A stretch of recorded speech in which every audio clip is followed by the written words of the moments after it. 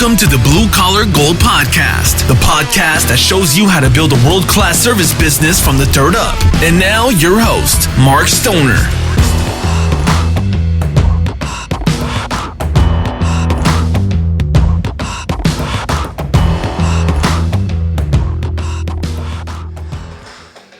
Hello again. Welcome to the Blue Collar Podcast and the Blue Collar Podcast video.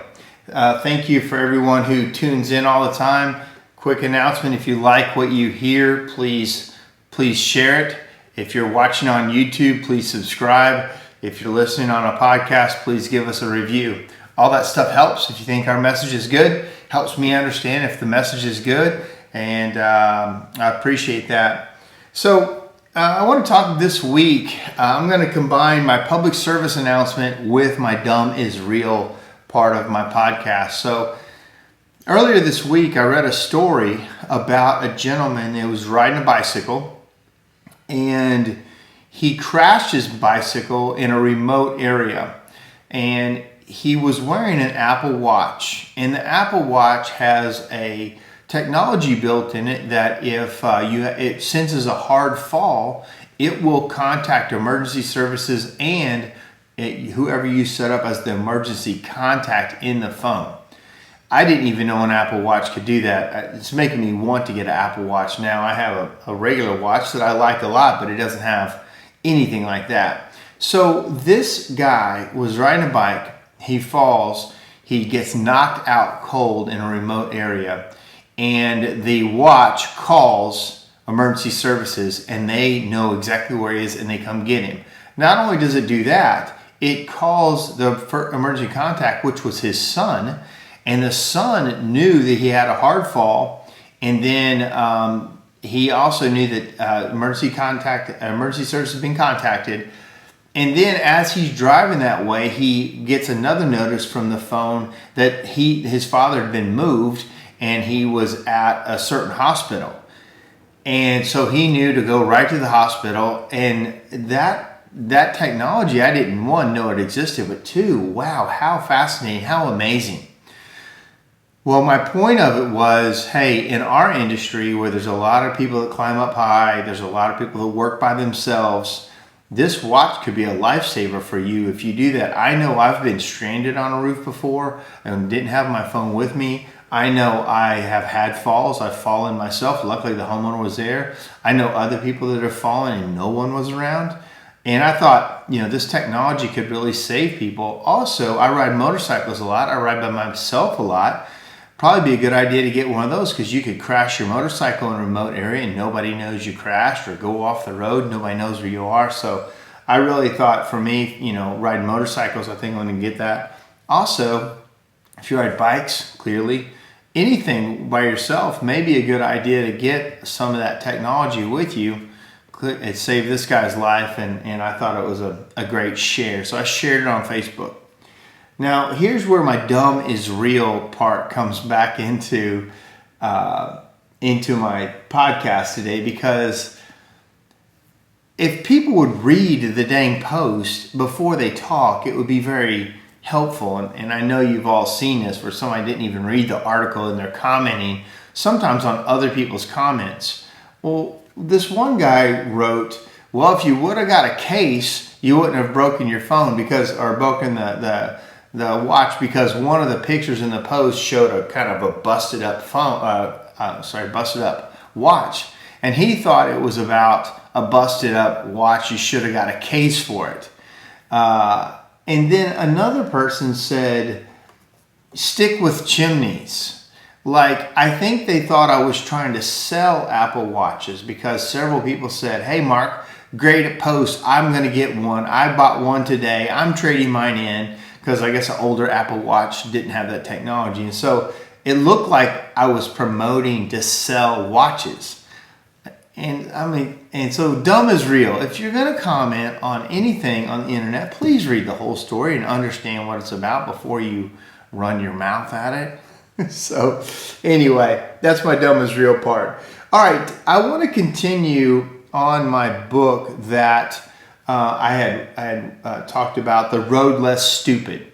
And again, Keith Coonan, I got a lot out of that book. I'm going to continue talking about some things that he says in that book that I want to address. And one of them, I've heard this before, but I really liked it. He says, problems deferred are problems magnified. I talk about being a buffalo and a cow, especially in business. You know problems are looming. What do you do about them? You know you need to address something with an employee. What do? Do you go right in or do you delay? A lot of people delay. Now, I've had some blue collars where the guy said, I'm just the opposite. I respond too fast. I'm too hard. I can't keep anybody because I just lay the hammer down too fast. So there's a happy medium in that. But in this case, this week I've got a situation where I have a person in my company that a lot of people feel is a liar. And when you have a liar in your business, as far as it's hard to figure out what to do about it, because it affects the people that are working with this person when they say, hey, did you do this? And they say yes or no, or they say they were going to do something they didn't. And it's very hard to pin that down.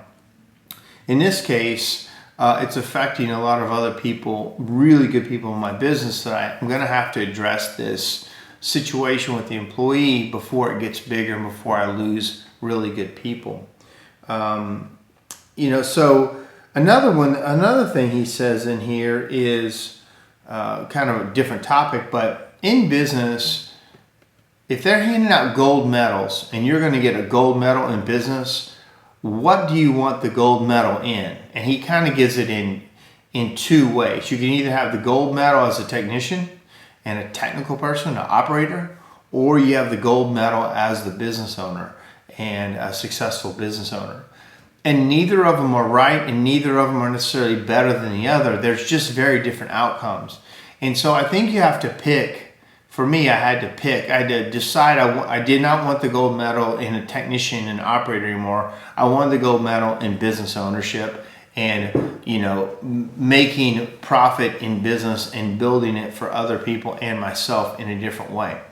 Now, I know a lot of people that they want the gold medal in technical work, and that's what makes them happy is being the expert technician or the expert operator. So neither lane is necessarily right, but pick a lane and stay in it. Clearly, you can change it. You thought, I thought I wanted to be an operator, but I want to change to a business owner. When you make that change, if you do make that change from operator to business owner, stop getting more technical. Stop going to technical classes. Stop, absorbing all that stuff that you're already good at and get into the stuff that you're not good at. Accounting, leadership, marketing, really, the role of a CEO, what you really need to be learning and knowing now. And to me, I've said it 1,000 times, leadership is the most important thing you can do and learn about and get better at if you're going to run a business. In this book, he talks about the role of the CEO, what you really need to do as a CEO, and what you can't delegate away, what you can't just say, somebody else do this. Clearly, I've talked about before, you need to delegate a lot as a CEO. Everything you can delegate away, you should, and then you'll move faster. But there's some things you can't delegate away as a CEO, and he lists, I think, 6 or 7 of them here, and I want to read them. The first one, he says, you as a CEO are solely responsible for where the business is today and where the business is going.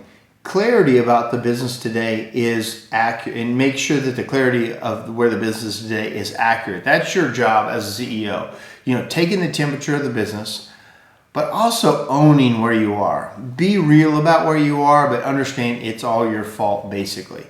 If the business is running great and you are a superstar and it's profitable and you're humming along, congratulations, that's your fault. If the business has problem employees, doesn't have cash flow, has marketing issues, has whatever problems are in that, that's also your fault and you need to own it. The business is your fault completely. As a CEO or the owner, you can't get away from it. And the day I, really realized that it's my fault, good and bad, that's the day that really helps you as an owner. Also, the next thing, identify the gap and the obstacle. What is the problem to attain the desired outcome? Understanding and defining it as a solvable problem is critical. So, what is the obstacle to get where you're going? A lot of people these days say, I can't get enough people. I have a hiring issue. I can't get qualified people. I can't get trainable people. Well, that's the obstacle. You need to overcome it, or you're going to just be able to say, well, that was my problem. I never could overcome it. Luckily for us, I found an amazing person that could hire. He's actually going around the country teaching other people to hire. His name is Kent Wesley. And he is setting up hiring processes in other companies like he did ours. And he's amazing at it. And as soon as he sets it up in your office, all of a sudden the phone rings with qualified candidates. And he's very good at it. But so what are you going to do about it? How are you going to overcome it? So identifying it and also identifying how we're going to overcome it.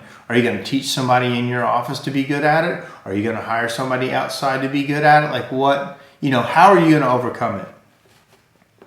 Next, design the plan and machine. When the obstacle is clearly defined, then you make the machine. So the machine in our case, well, there's all kinds of things that are the machine. We have a production side of it. We have a customer service side of it. We have a hiring side. We have an accounting side. So clearly we have a technical side. And so I had to design the machine and the training that will create a result that is very duplicatable. I remember my mentor John Meredith said, at some point, a little past $1 million, you start to become more of a machine, like a process that the phone call comes in, it drops down through here, and certain things happen, and then it's taken care of. You design that machine that can be done by you or ideally other people, and then your job is to smooth that machine out, make it better and better and better, and therefore you have a better operating company. Today, I have a much better operating company that I am not the operator. I'm not the technician. I was a good technician. I was a good customer service person. I was pretty good marketing, but I wasn't great at anything because as a business owner, you're wearing a lot of different hats. You've got to do it all. I got better when I had dedicated customer service people that could take care of the customer, and that's all they have to do. Dedicated estimators, that's all they have to do is make sure they get that estimate right. They can look everything up, they write up, they deliver it the same day that they went out and looked at it for the most part. Dedicated managers that hire and help me and also fire if needed. Dedicated metal fabrication people, that's what they do. We got a lot better when I got out of the way and let me focus on certain things that I'm kind of going over now, and you focus on what you're doing, and we will all actually run faster. Number 4, allocate resources. Machines take resources. It's a massively tricky undertaking. You got to make sure the bills get paid, employees get paid, customers served while building this. New initiatives require a change in resources. We have to do less of something to do more of something else. So you have to decide how to allocate the resources to build the machine while staying in business. One of my issues that I talked to today to my controller was, he's like, we've got to be careful how fast we're growing and we're throwing our resources at growth. He said, there's kind of an art to growth, as a lot of people know, but we got to make sure we secure the profit number first and then grow with what's left, not just throw everything, including the profit, at the growth and grow that way.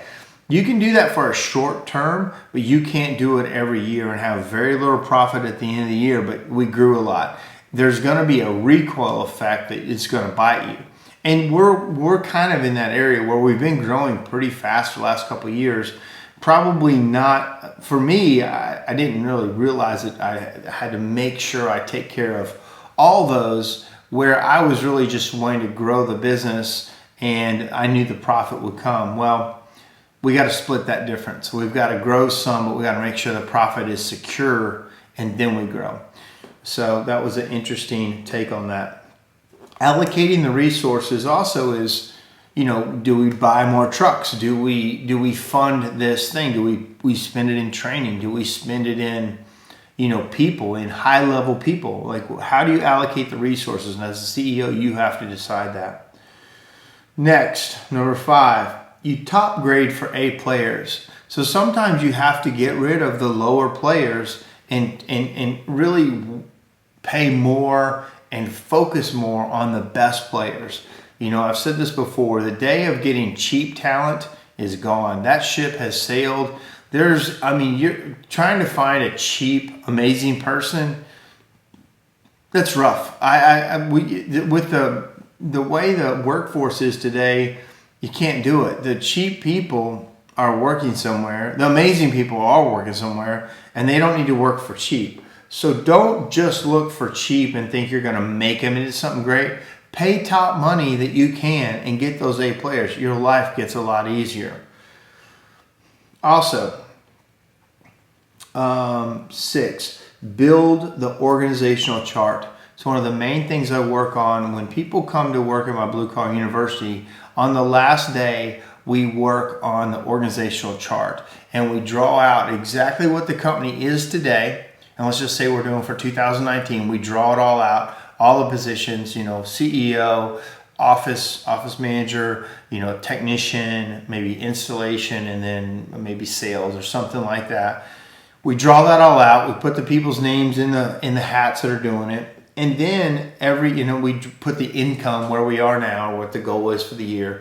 And then the next year we add to the income if it's a growth, organizational chart. What positions are we going to add? Who do we need to hire? What vehicles do we need to purchase? It's a really fun exercise, and it gets really exciting to build out the organizational chart as to what you need. My Chief Operations Officer, Kent, he does this every year. He builds out what he calls the people plan. How many people are we going to need in each area? Who are we going to have to hire to backfill when we promote those people in a certain area? What trucks are we going to have to purchase? What resources do we have to make sure are in place so we can achieve the goals? And then ultimately, what is the goal? What's the money goal and the profit goal at the end of the year? Next, and this is so important, create the culture. He says Navy SEALs have the best culture. You hear a lot about culture where these places are making sure there's plenty of jelly beans, everywhere, and, bean bags and nap rooms and bring your dog to work days and all these kind of like perks. But perks are not culture.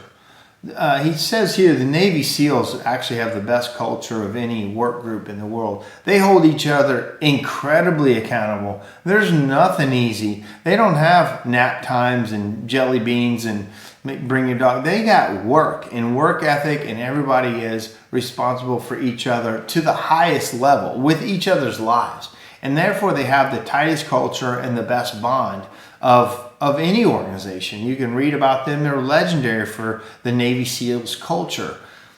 For some reason today, we feel like perks and the more you do for people creates that, culture of more vacation days and more this is the culture. And it really isn't. It's how you hold each other accountable. It's how you treat each other. It's what you celebrate. It's what you condone and what you don't condone. And that's your culture. That's who you are. And no one sets out to necessarily know what their culture is initially. It kind of just grows with the people you hire. It kind of starts happening ad hoc. But you as a CEO have to watch it. You've got to say, man, I really like what's happening with these people, and I really don't like what's happening with these people. I've got to curb those people and get them out of here, and I really need to celebrate these people here that are really doing the right thing. That is totally your job, is to create that culture. It says, and he says the last thing, show me a lousy culture, and I'll show you a lousy CEO. Again, ultimately, it's always your fault. If you've got a bad culture in your company, it's because you tolerated something. I bet you're not a bad CEO overall. You clearly are doing something right. But if you've got a culture that's bad and you got people that's bad, it's you. Today I was working out in a facility, and I was asked to speak at an event, and this other person came up to me and said, "Can you speak to my employees? They are so, out of it. They're not engaged. They're not, I need some more engagement from everybody." And of course you don't say, "Well, that's your fault," but it is her fault. She needs to understand that if they're not engaged, it's your job to engage them. Sometimes people get, in my business, surprisingly, people get tired of me, doing all the talking. If I go into another company, they like me to talk to their people because it's a new face, it's a new body, it's a new message. It might not be a new message. I might be saying the exact same thing that the owner said, but all of a sudden they listen to it because it's somebody else. And that's happened over and over. Like, man, whatever you said, I've said the same thing, but now they pay attention. I used to bring in outside consultants and people to tell my people that, because it's just a different voice and they've heard it again. So if you're the owner or CEO and you got a dead culture or a bad culture, or it's not what you want, change it, do something, hold people accountable, get people out of there, promote the good people, celebrate them. Also change what you're celebrating. Like, what was it? It was a story about when people, what was it? It was a really interesting company that promoted, what did they promote? I'm drawing a blank on it. Anyway, that's the problem with live podcasting. But anyway, I will think of it and come back to it. Another couple things. Consistency requires measurement. I'm really bad at measuring as an owner. I'm not bad at measuring the big stuff, but what I'm bad at is I will put something in place and I'll say, this is what we're going to do. And then I will expect everybody to start doing it and keep doing it. Then I move to the next good idea. Well, what happens? The people on the first idea, some people keep doing it, but a lot of people don't do it. So how do you, for me, I have to actually hire people to come back and keep that measured. Make sure that whatever I put in place gets measured and completed. Then we have consistency. Also, discipline requires standards. So you need a standard in your business to be able to discipline somebody. Like right now, I have a person that I feel is not truthful. Well, a couple things. In our culture, honesty is one of our core values. Respect for others is one of our core values. Clearly, this person is not upholding our culture and our core values. So I'm going to use those to go back on this person and say what I believe is right, which as the boss, it ultimately is going to be right. We've had enough issues, and now I'm going to use our core values as a tool to get better and possibly remove this person. Now, it's probably going to be a warning, but it'll be probably a final warning. I never want to fire someone and it's a surprise. I always want to, by the time I get around to having to fire somebody, they know it's coming. They completely understand, and it's usually not too ugly. Where it gets ugly firing somebody is when they're surprised. They're surprised, they think they've been doing a great job, or you haven't been doing a good job of communicating your frustration or your issues, and then you fire them over something that it may even be very trivial and small, and then it gets ugly. So make sure if you have to fire somebody, it's not a surprise.